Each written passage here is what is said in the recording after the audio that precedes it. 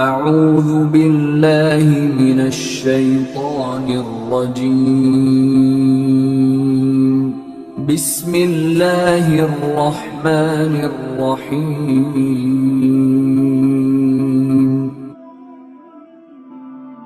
اللہ جل شانہ اما نوالہ کی عطا کردہ توفیق سے میں نے آپ کے سامنے قرآن مجید فرقان حمید میں سے دو مقامات سے تلاوت کرنے کی سعادت حاصل کی۔ دعا فرمائیں کہ اللہ جل شانہ اما نوالہ نے جس طرح مجھے تلاوت کرنے کی توفیق عطا کی، رب کائنات اسی طرح مجھے اس کے متعلق حق اور سچ بیان کرنے کی توفیق نصیب فرمائے، اور اللہ رب العالمین مجھے اور آپ لوگوں کو بیان کے بعد عمل کرنے کی، اسے یاد رکھنے کی، یہ پیغام دوسروں تک پہنچانے کی بھی توفیق نصیب فرمائے۔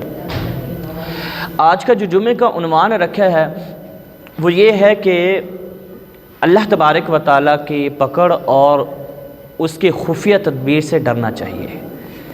اللہ کی پکڑ اور اس کی خفیہ تدبیر سے ڈرتے رہو۔ قرآن مجید کے اندر ہے من عمل صالحا من ذکر او انثی، جس بندے نے یا بندی نے، دونوں کا ذکر ہے، چاہے مرد ہو چاہے عورت ہو، نیک عمل کیا اور نیک عمل کے ساتھ ساتھ وہ صاحب ایمان بھی تھا، وَهُوَ مُؤْمِنٌ، ایمان بھی نصیب ہوا اس کو، تو رب نے فرمایا فَلَنُحْيِيَنَّهُ حَيَاةً طَيِّبَةً، ہم اس کو پاکیزہ زندگی عطا کریں گے جو نیک عمل کرے گا۔ نیک عمل کے ساتھ ساتھ کیا کرے گا جی؟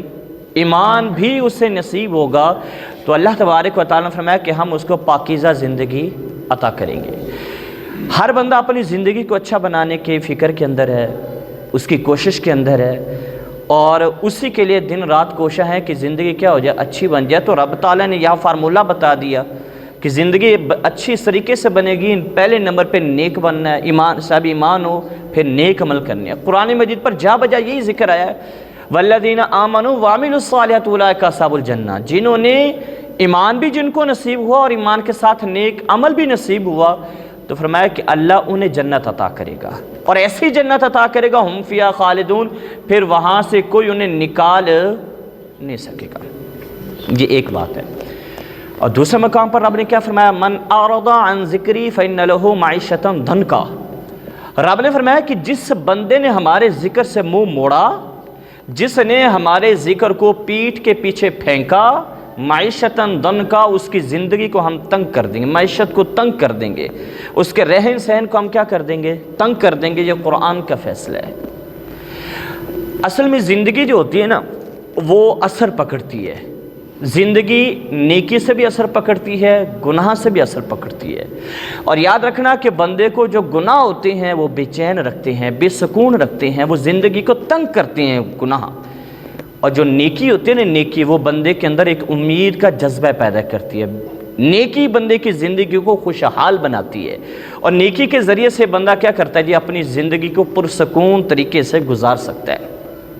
من اعرض عن ذکری فإن له معیشۃ ضنکا، جس بندے نے بھی اللہ تبارک و تعالیٰ کے ذکر سے منہ موڑا تو رب نے فرمایا کہ ہم اس کو کیا کر دیں گے؟ اس کی زندگی کو تنگ کر دیں گے، سکون والی زندگی اسے نصیب نہیں ہوگی، معیشت اسے سکون والی نصیب نہیں ہوتی۔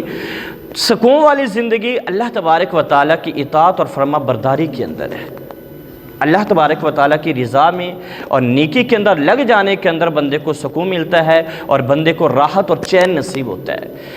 اس کے برعکس بندہ اگر گناہوں کے اندر مبتلا ہے، گناہ پر گناہ کیے جا رہا ہے، تو یاد رکھنا اللہ تبارک و تعالیٰ فوراً نہیں پکڑتا، کسی گناہ کے اوپر یہ نہیں ہوتا کہ آپ نے کیا فوراً پکڑ لیا، بلکہ رب کے سزا دینے کے 3 طریقے ہوتے ہیں، اس کے مطابق ہوتی ہے سزا۔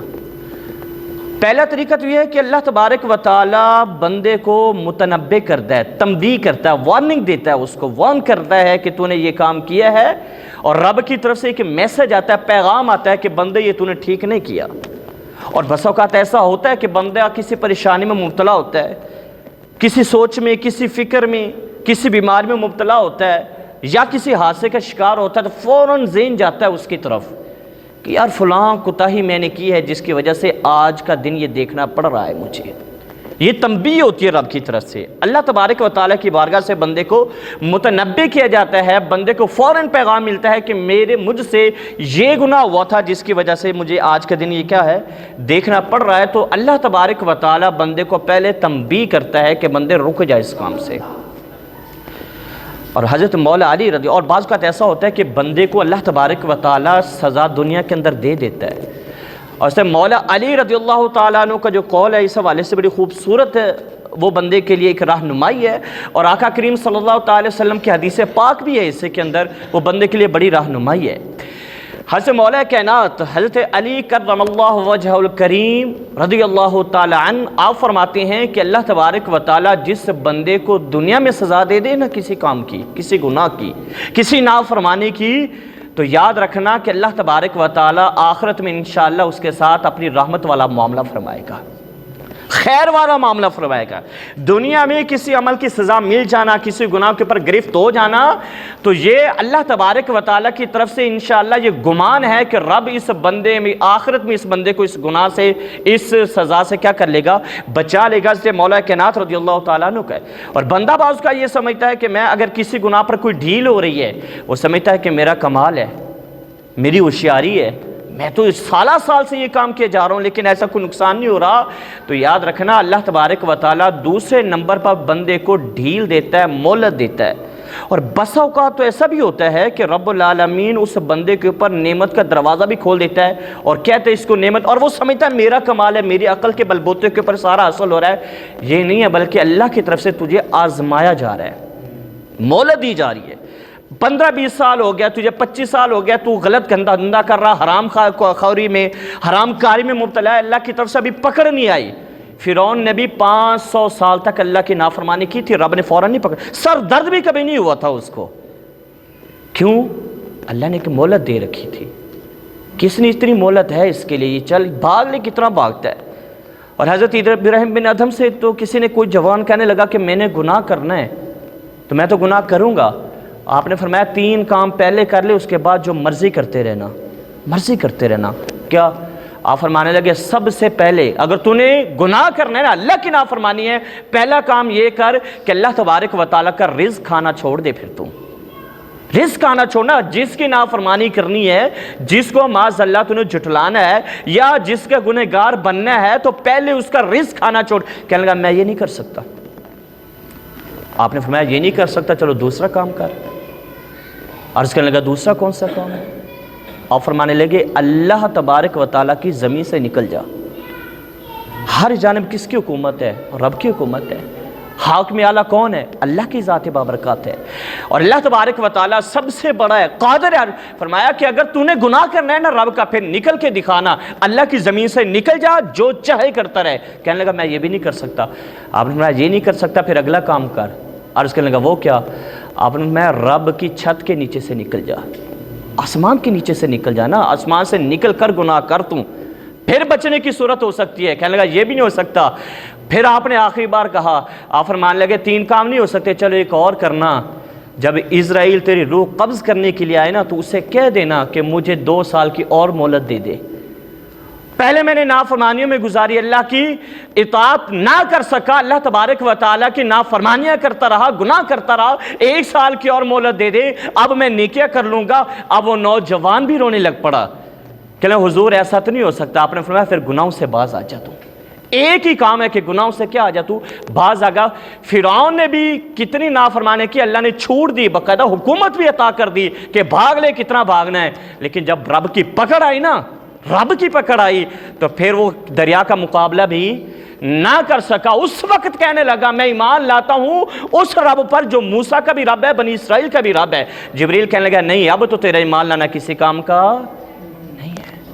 اللہ کی پکڑ سے ڈرتے رہنا چاہیے۔ رب کی جب پکڑ، پہلے رب بندے کو مہلت دیتا ہے، رب بندے کو تنبیہ کرتا ہے۔ بندے کو دنیا میں اگر سزا مل جائے تو بندے کے لیے کیا ہے جی، یہ بھی خیر ہے کہ دنیا میں اگر کسی پریشانی میں مبتلا کیا رب نے تجھے، دنیا میں کوئی دکھ دیا ہے، دنیا میں رب نے تجھے پریشانی دی ہے، تو انشاءاللہ آگے رب خیر کر دے گا تیرے ساتھ۔ خیر یہ پیغام ہوتا ہے، لیکن ہم مانگتے ہیں، بالکل مانگنا چاہیے، رب سے دعا یہی مانگنی چاہیے، ربنا آتنا فی الدنیا حسنہ، مالک مجھے یہاں بھی اچھائی دے، وہاں بھی اچھائی دے، میرے ساتھ بالکل مانگنا چاہیے، دنیا میں بھی بھلائی مانگنی چاہیے۔ میرے آقا نے یہ سکھایا قرآن مجید کی آیت کریمہ بھی ہے، میرے رب کا، میرے محبوب کا فرمان بھی ہے، میرے آقا کی دعا بھی ہے۔ میرے آقا نے فرمایا ہمیشہ دعا مانگا کرو، ربنا آتنا فی الدنیا حسنہ وفی الآخرۃ حسنہ، مالک دنیا میں بھی بھلائی کر، آخرت میں بھی بھلائی کر۔ پھر لیکن آزمائش تو کس پہ آنی ہے؟ مومن پہ آنی ہے، مسلمان پہ آنی ہے، جانور پہ تو آنی نہیں ہے۔ ظاہر مسلمان پکڑا جائے گا، مسلمان کے ساتھ امتحان ہوگا۔ اب رب بندے کو آزما رہا ہے، اللہ بندے کو تنبیہ کرتا ہے پہلے کہ تو نے یہ گناہ کیا، باز آ جا۔ پھر رب باز کا بندے کو یہاں پر سزا دے دیتا ہے، کیوں؟ کفارہ بن جائے، آخر میں پکڑ نہ ہو۔ سنیں، حضرت فضل بن عباس، تو وہ کیا ہے، آپ کا گھوڑے کے اوپر سوار ہونے لگے نا، فضیل بن عیاض، آپ گھوڑے کے اوپر سوار ہونے لگے نا، تو آپ کا فرما بردار گھوڑا ہے، فرما بردار، بندے کے اوپر آفتیں کیوں آتی ہیں؟ قرآن کیا کہتا ہے؟ الذین اذا اصابتہم مصیبۃ بما کسبت ایدیہم، بندے جو تجھے مصیبتیں مل رہی ہیں، جو پریشانیاں آ رہی ہیں، بما کسبت ایدیہم، یہ ساری تیرے ہاتھوں کی کمائی ہے، یہ تو نے خود ہی کیا ہوا، یہ تیرے ہاتھوں کے کرتوت ہیں، یہ تیرے اعمال کی مصیبت ہے، یہ تیرے دن شب اور روز کے گناہوں کی وجہ ہے کہ تیرے پر مصیبت آ گئی ہے۔ لیکن رب کتنا کریم فرمایا وَيَعْفُو عَنْ كَثِيرٍ، کتنے گناہ تو ایسے ہیں ہم نے معافی کر دیے ہیں، کتنے گناہ ایسے ہیں جو ہم نے جن کے اوپر تیری گرفت نہیں کی۔ وَيَعْفُو عَنْ كَثِيرٍ، بہت سارے تیرے ایسے گناہ ہیں کہ مالک فرماتا ہے ہم نے گرفت نہیں کی، اگر ان پر بھی گرفت کر لیتا تیرا ککھ بھی نہ بچتا آج۔ لیکن رب کریم ہے، بندے کے اوپر کیا کرتا ہے جی، پھر بھی بندے کو تھوڑی تھوڑی سزا دے کے بندے کو، میرے آقا کی کتنی سونی حدیث ہے، اتنی حدیث پیاری ہے کہ بندے کے دل کو ٹھنڈک پہنچتی ہے، کتنی سنیں۔ میرے کریم آقا علیہ السلام کا فرمان علی شان، حضور نے فرمایا کہ مومن کو کانٹا بھی چبھتا ہے نا، کانٹا معمولی چیز ہے، معمولی چیز ہے۔ میرے آقا نے فرمایا مومن کو کانٹا بھی چبھتا ہے، اس کے بدلے بھی اللہ اس کے گناہوں کو معاف کر دیتا ہے، کفارہ بنتا ہے اس کے لیے۔ بالکل مایوس اللہ کی رحمت سے نہیں ہونا چاہیے، اللہ رحمتیں نازل کرتا ہے۔ رب العالمین تیرے ساتھ دنیا میں بھی کوئی ایسا معاملہ کر دیتا ہے کہ تیرے گناہوں کو، حضرت فضل بن عیاض، آپ کا گھوڑا فرما بردار تھا، لیکن آپ ایک دن گھوڑے پہ سوار ہوتے ہیں نا، گھوڑا بدکنا شروع کر دیتا ہے، آپ کو تنگ کرنا شروع کر دیتا ہے، آپ کوئی کام نہیں کرتے، گھوڑے سے نیچے آتے ہیں، وضو کرتے ہیں، نفل پڑھنا شروع کر دیتے ہیں، نفل پڑھتے رہتے ہیں اور دعا کرتے رہتے ہیں، توبہ اور استغفار کرتے رہتے ہیں، توبہ اور استغفار دعا کر کے اللہ سے معافی مانگ کے گھوڑے کے اوپر سوار ہوتے ہیں، گھوڑا بالکل آپ کے ساتھ چلنا شروع کر دیتا ہے، نہ شرارت، نہ بدکنا، نہ تنگ کرنا۔ گھوڑا جو پہلے آپ کو تنگ کر رہا تھا اس نے تنگ کرنا بھی چھوڑ دیا، ساتھ والے حیران ہو گئے، حضرت آپ نے کیا کام کیا؟ آپ فرمانے لگے دراصل جب بندہ اللہ کی نافرمانی کرتا ہے نا، تو جو چیزیں اس کی فرما بردار ہوتی ہیں وہ اس کی نافرمانی کرنے لگ جاتی ہیں۔ جب بندہ اللہ کا نافرمان ہو جائے تو جو چیزیں اس کے تابع ہوتی ہیں وہ بندے کی نافرمانی کرنا۔ فرمایا کہ میں نے رب سے یاری کی، مجھے نہیں پتا تھا میری ہوئی کہاں، لیکن لگتا ہوئی ہے، لیکن مجھے معلوم نہیں تھا کہاں پہ غلطی کر گیا، پھر بھی میں نے اللہ کے حضور معافی مانگی، استغفار کیا، میں نے رب سے یاری لگائی، اللہ نے گھوڑے کے دل میں رحم ڈال دیا، اللہ نے اس پر کیا کر دیا، وہ میرے ساتھ میرا یار بن گیا اور چل پڑے۔ اور ایک شخص آیا، میرے آقا صحابی رسول ہیں، اب دیکھیں جس بندے کو دنیا میں تکلیف پہنچے، گناہوں سے بچنا ہے، بچ کر رہنا، اللہ کی پکڑ سے بھی ڈرنا ہے۔ اللہ تبارک و تعالیٰ جب پکڑ فرماتا ہے تو کوئی بھی پھر روک سکتا نہیں ہے۔ میرے کریم آقا کی بارگاہ میں صحابی رسول آتا ہے، آ کر دیکھا میرے نبی علیہ الصلوۃ والسلام نے، قرآن نے کیا کہا، الذین اذا اصابتہم مصیبۃ بما کسبت ایدیہم، جو بھی تمہاری پریشانیاں ہیں، تمہاری مصیبتیں ہیں، تمہاری آزمائشیں ہیں، تمہاری پریشانیاں، تم جس میں گرے ہوئے ہو، تمہارے ہاتھوں کی کمائی کا نتیجہ ہیں۔ صحابی حضور کی بارگاہ میں آتا ہے، میرے آقا نے دیکھا اس کا سر پھٹا ہوا ہے، خون بہ رہا ہے، سر سے خون بہ رہا ہے نا، تو حضور کی بارگاہ میں آ کر بیٹھتے، میرے آقا پوچھتے کیا ہوا؟ یا رسول اللہ صلی اللہ تعالیٰ علیہ وآلہ وبارک وسلم، بس راستے میں آ رہا تھا، ایک عورت جا رہی تھی تو اس کے اوپر نگاہ پڑی ہے، میں نے اس کو دیکھا ہے تو مجھے سامنے درخت تھا، نظر ہی نہیں آیا، میں درخت میں جا کر لگا اور میرا سر پھٹ گیا۔ میرے آقا نے فرمایا تجھے خوشخبری ہو، اللہ نے تجھے آخرت میں سزا سے بچا لیا ہے، اللہ نے تجھے آخرت میں سزا سے کیا کر لیا جی، بچا لیا۔ اللہ تبارک و تعالیٰ نے یہاں پر ہی تیرے ساتھ یہ سزا دے کر آخرت میں تجھے کیا کر لیا، اس چیز سے بچا لیا۔ کیوں کہ جب بندے کو اللہ تبارک و تعالیٰ دنیا میں تکلیف دیتا ہے تو اس کا مطلب یہ ہے، میرے آقا نے فرمایا کہ آخرت میں انشاءاللہ اللہ اس بندے کے ساتھ کیا کرے گا جی، رحم والا معاملہ کرے گا. لیکن اللہ تبارک تعالیٰ جب ڈھیل دیتا جاتا ہے اور بندہ اس ڈھیل کو اپنی ہوشیاری، اپنی چالاکی، اپنی عقل مندی اور اپنی سمارٹنس سمجھتا ہے تو یاد رکھے پھر اس کی بربادی ہوتی ہے. فرعون نے بھی کیا کیا، 500 سال تک مہلت ملتی کہ وہ سمجھتا رہا میں ہی خدا ہوں، سر درد بھی کبھی نہیں ہوا. اور پھر اسی کے ساتھ جو حضرت صالح علیہ السلام کی قوم کی اونٹنی تھی، انہوں نے موعظہ طلب کیا. وہ کہ آپ نبی ہیں تو موعظہ دے. آپ نے فرمایا بتاؤ مجھے اونٹ کس سے پیدا ہوتا ہے، یعنی اس کا بچہ کس سے پیدا ہوتا ہے؟ کہہ لیں گے اونٹنی سے پیدا ہوتا ہے. آپ فرمانے لگے کہ میں تمہیں یہی بچہ پتھر سے نکال کر دکھاتا ہوں، پھر مان جاؤ گے؟ مان جائیں گے. آپ پتھر کے قریب لے گئے، اللہ تبارک و تعالیٰ کی مدد طلب کی، اللہ نے پتھر سے اونٹنی کو پیدا کر دیا. ناقۃ اللہ اس کا نام تھا، اللہ کی اونٹنی اس کا نام تھا، پتھر سے پیدا کیا. مزے کی بات یہ ہے کہ وہ اونٹنی جب پیدا ہوئی گابن بھی تھی اور دودھ بھی دیتی تھی، اور دودھ اتنا دیتی تھی سارے محلے والے دودھ لے جاتے تھے لیکن اس کا دودھ ختم نہیں ہوتا تھا.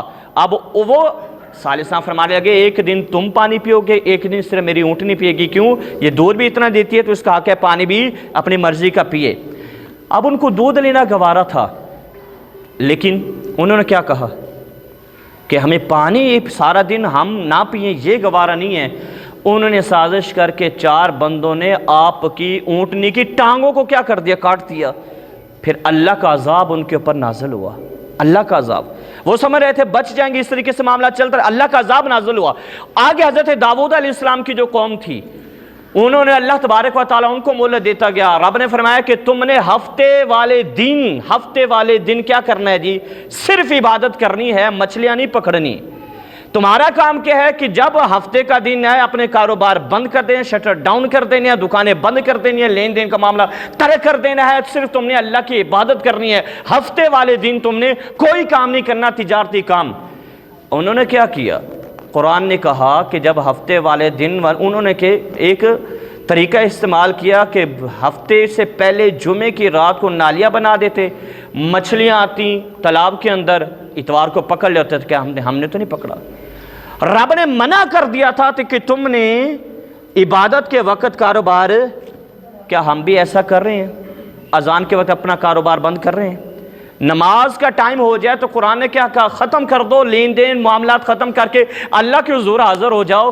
کیا ہم نے بھی یہ سوچا کہ ہم بھی نمازوں کے پابند ہیں؟ کہ ہم بھی آتے ہیں اللہ کی بارگاہ میں، ہم بھی جھکتے ہیں اللہ کی بارگاہ میں؟ اذان ہو جائے مسجد میں آ جانا ہے، دکانیں بند کر دینا، کاروبار بند کر دینا ہے. کیا ہم نے بھی اس کے اوپر غور کیا؟ انہوں نے اللہ تبارک و تعالیٰ کے حکم کو پس پشت ڈالا، نافرمانی کی. اللہ نے کیسا عذاب دیتا؟ میں کونوا قردۃ خاسئین، سارے بندر بن جاؤ. صبح اٹھے تو بندروں کی شکلیں بنی ہوئی تھی. اور پتہ ہے آپ کو یہ پتہ ہونا چاہیے کہ جو بچ گئے تھے نا، جن کو اللہ نے بچا لیا تھا، وہ ان کے پاؤں چومتے تھے. اتنے دہشت زدہ تھے، اتنے ڈرے ہوئے تھے، جو بچ گئے تھے ان کے پاؤں چومتے تھے. لیکن اللہ تبارک و تعالیٰ نے ساروں کو ہلاک کر دیا اور وہ تباہ اور برباد ہو گئے. اس لیے میرے آقا نے فرمایا کہ اللہ تبارک و تعالیٰ کے احکامات کو پش پشت نہیں ڈالنا چاہیے، بالکل بھی. پس پشت ہمیشہ اللہ تبارک و تعالیٰ کی فرما بردار رہنی چاہیے اور بالکل بھی نہیں ڈالنا چاہیے، اور اللہ کی پکڑ سے بچتے رہنا چاہیے. اور میرے آقا کی حدیث پاک ہے، جس معاشرے کے اندر، جس معاشرے میں کیا ہو جائے، بے حیائی عام ہو جائے، فحاشی عام ہو جائے، تو اللہ تبارک و تعالیٰ جب وہاں 2 آفتیں نازل کرتا ہے. نمبر 1، نوجوانوں کی موتیں ہوتی ہیں، نوجوان مرتے ہیں. نمبر 2، میرے آقا نے فرمایا کہ اللہ تبارک و تعالیٰ اس علاقے کے اوپر، ان کے رہنے والوں کے اوپر ایسی بیماریاں نازل کرتا ہے جن کا کوئی علاج نہیں ہوتا، علاج بھی نہیں ملتا. اللہ تبارک تعالیٰ نے فرمایا کہ محبوب نے فرمایا کہ یہ کیسے ہوتا ہے؟ جب فحاشی عام ہو جائے، اللہ کی نافرمانی عام ہو جائے، بندے گناہ کرنے لگیں، رب کی پکڑ سے نہ ڈریں، اللہ تبارک و تعالیٰ جو ڈھیل دے رہا ہو اس ڈھیل کو نہ سمجھیں اور برابر اللہ تبارک و تعالیٰ کی نافرمانی کرتے جائیں، تو اللہ تبارک و تعالیٰ پھر ان کے اوپر عذاب بھی نازل کرتا ہے. ضروری نہیں کہ پتھر ہی ہوں، پتھر کے ساتھ ہی نہیں. جب بیٹا بوڑھے باپ کا خیال نہ کرے تو یہ بھی اللہ کا عذابی تصور ہوتا ہے۔ جب جوانوں کی موتیں ہونے لگیں تو سمجھ یہ بھی رب کا ضروری نہیں کہ یہ تو آقا کریم کا فضل ہے، میرے محبوب کا فضل ہے کہ اللہ تبارک و تعالی نے وہ والے عذاب نازل نہیں کیے جو پہلی قوموں کے اوپر نازل کیے تھے۔ کیوں؟ وما کان اللہ لیعذبہم وانت فیہم، اے محبوب آپ ان کے اندر موجود ہیں، اس لیے رب ان کے اوپر عذاب اس طرح کے نازل، لیکن اللہ تنبیہ تو کرتا ہے نا، تنبیہ کرتا ہے۔ جوان موت ہوگی، بیماریوں کا علاج نہیں ہے، پریشانی ہے، غربت ہے، یہ رب کی طرف سے تنبیہ ہے۔ اللہ تبارک و تعالیٰ فوراً تجھے وہ پکڑ نہیں کر رہا جو ہونی چاہیے تھی، اللہ پہلے تمہیں سمجھا رہا ہے، تو اسے اللہ کی بارگاہ میں آ جانا چاہیے، جھک جانا چاہیے۔ اور یاد رکھیں ایک عیسائی سے نا مسلمان کی تکرار شروع ہو گئی۔ رب نے کیا فرمایا تھا اس قوم کو، داؤد علیہ السلام کی قوم کو، کہ تم نے ہفتے کے دن صرف کیا کرنا ہے؟ عبادت کرنی ہے۔ مچھلیاں نہ پکڑنے کا مطلب یہ کہ کاروبار نہیں کرنا تم نے، کاروبار۔ اب ایک عیسائی مسلمان کی آپس میں بحث ہوگی، معاذ اللہ عیسائی کہنے لگا تمہارے 3 خدا ہیں، تمہارے کیا ہیں 3؟ کہنا نہیں معاذ اللہ ہمارا ایک ہی خدا ہے، ہمارے 3 نہیں ہیں۔ لیکن اس نے جو چوٹ ماری وہ بڑی زبردست قسم کی تھی، وہ کہہ رہا ہے تمہارے 3 خدا ہیں، کہہ رہا ہے نہیں ہمارا ایک ہی خدا ہے، اللہ ہم اس کو خدا مانتے اور اس کے علاوہ کسی کو خدا نہیں مانتے۔ میں نہیں، لیکن تم عملی طور پر ایسا لگتے ہو کہ تمہارے 3 خدا ہیں۔ کہنے لگا وہ کیسے؟ فرمایا وہ کہنے لگا ایک تمہارا 5 نمازوں والا رب ہے، ایک تمہارا رمضان شریف والا رب ہے، ایک تمہارا عید والا رب ہے۔ اور عید والا رب وہ کہنے لگا شاید کہ وہ زیادہ مضبوط ہے، عید والے دن زیادہ لوگ کی نماز پڑھنے کے لیے آئے ہوتے ہیں، اور رمضان شریف والا اس سے تھوڑا کمزور ہے، عید کی بنسبت رمضان شریف میں کم ہوتی ہیں، اور 5 نمازوں والا تو بہت ہی کمزور ہے۔ 5 نمازوں والا تو دیکھ لو 5 نمازوں میں کتنے تمہارے نمازی ہوتے ہیں۔ اگر تمہارا ایک ہی رب ہوتا تو جتنا اجتماع عید میں تھا اتنا ہی رمضان میں ہوتا، اور جتنا اجتماع رمضان میں تھا اتنا ہی 5 نمازوں کے اندر ہوتا، جتنا رش عید کی نماز میں ہونا تھا اتنا فجر کے اندر بھی ہوتا، اور جتنا رش رمضان شریف کے اندر ہونا تھا اتنا رش باقی شوال میں بھی ہوتا، ذیقعد میں بھی ہوتا، ذی الحج میں بھی ہوتا، محرم میں بھی ہوتا، سفر میں بھی ہوتا، ربیع الاول شریف کے اندر بھی ہوتا۔ لیکن تمہاری نمازوں کی تعداد رمضان میں اور عید پہ اور باقی نمازوں پہ اور ہوتی ہے۔ پتہ تو چلتا ہے 3 خدا۔ اور ایک یہودی کا بیان ہے، جس دن مسلمانوں کی تعداد فجر کے اندر کتنی ہو گئی جتنی جمعہ کے اندر ہوتی ہے، تو کہنے لگا کوئی یہودی کوئی عیسائی مسلمانوں کو کبھی بھی نقصان نہیں پہنچا سکتا، سازش نہیں کر سکتا۔ تو اللہ تبارک و تعالیٰ کے محبوب حضور نبی مکرم شفیع معظم نے کیا فرمایا کہ اللہ کی پکڑ سے کیا کہتے ہیں؟ اللہ کی پکڑ سے خفیہ تدبیر سے ڈرنا چاہیے۔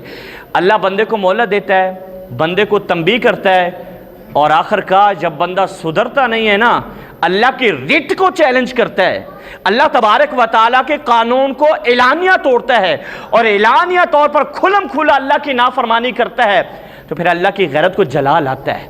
اللہ تبارک و تعالیٰ کی غیرت پھر جوش کے اندر آتی ہے، اور رب پکڑ کرتا ہے، پھر پکڑ کرتا ہے اللہ تبارک و تعالیٰ۔ اللہ میں اس پکڑ سے محفوظ رکھے۔ انڈیا کے اندر صوبہ اتر پردیش،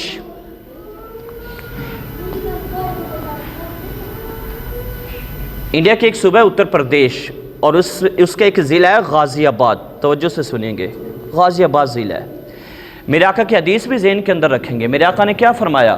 میرے آقا نے فرمایا کہ جس معاشرے میں بے حیائی فحاشی عام ہو جائے گی، 2 قسم کے عذاب آئیں گے۔ نمبر 1 جوان اموات ہوں گی، نمبر 2 ایسی بیماریاں آئیں گی کہ جن کا کوئی علاج نہ مل سکے گا۔ اتر پردیش کا ایک ضلع ہے غازی آباد، اور غازی آباد سے دلی کی طرف آئے نا انڈیا میں، تو ایک قصبہ بھی آتا ہے جس کا نام لونی ہے، لونی قصبے کا نام ہے، اور وہ مسلمانوں کا علاقہ ہے، اور اکثریت مسلمان مالدار ہے وہاں کے۔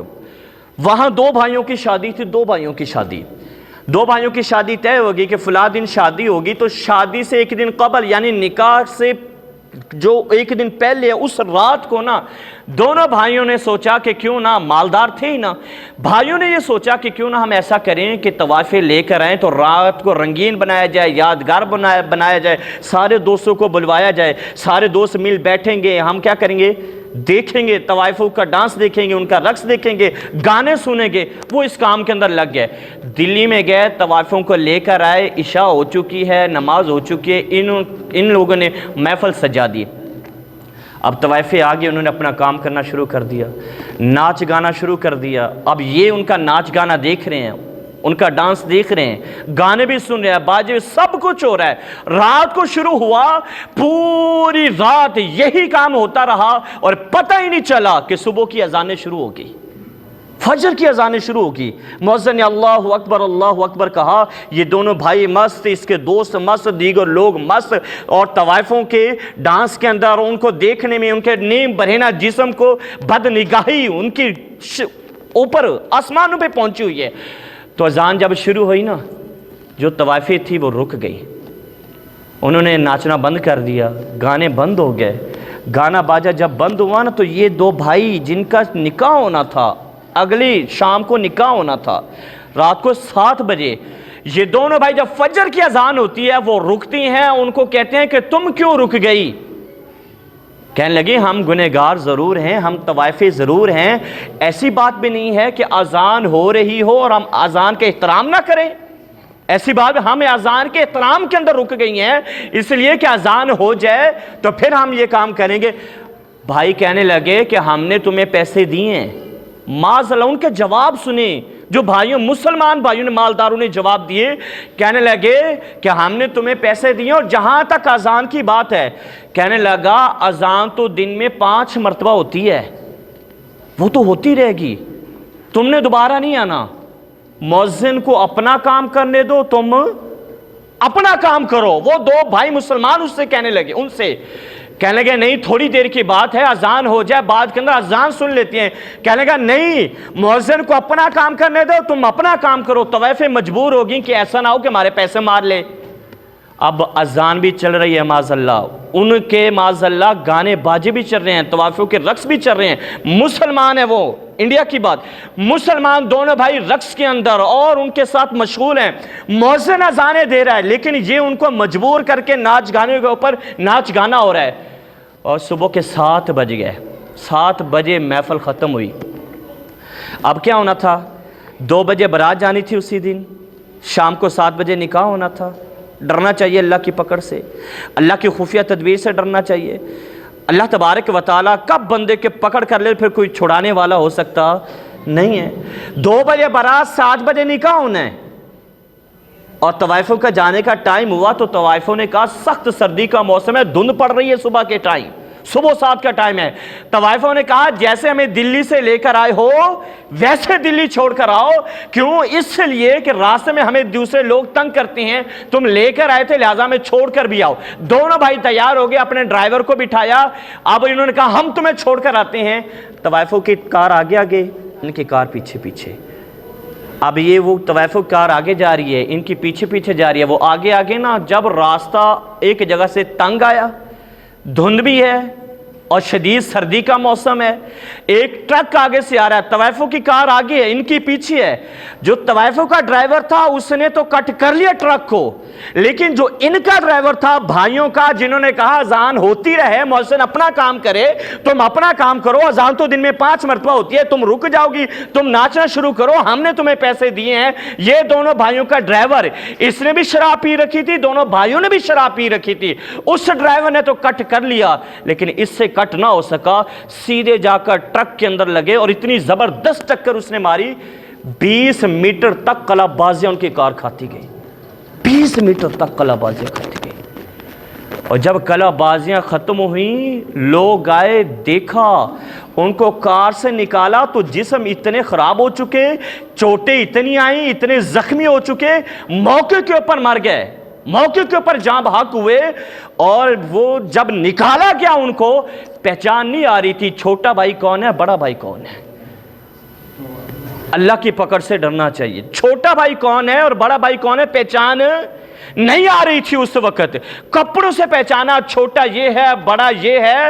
اور جس محلے میں برات جانی تھی، بندوں کی برات جانی تھی، جن بھائیوں کی برات جانی تھی، 2 بجے برات جانی تھی، اب ڈاکٹرز نے کہا جسم اتنے زیادہ زخمی ہیں، شدید ہیں، ان کو زیادہ دیر تک رکھ نہیں سکتے، لہٰذا ان کا جنازہ کروایا جائے۔ جن بھائیوں نے باراتی بن کر جانا تھا آج وہ میتیں بن کر قبرستان میں جا رہے تھے، اور جن کا 7 بجے نکاح ہونا تھا وہ 2 بجے ان کا کیا ہو رہا ہے، جنازہ ہو رہا ہے، لوگوں نے یہ منظر بھی دیکھا۔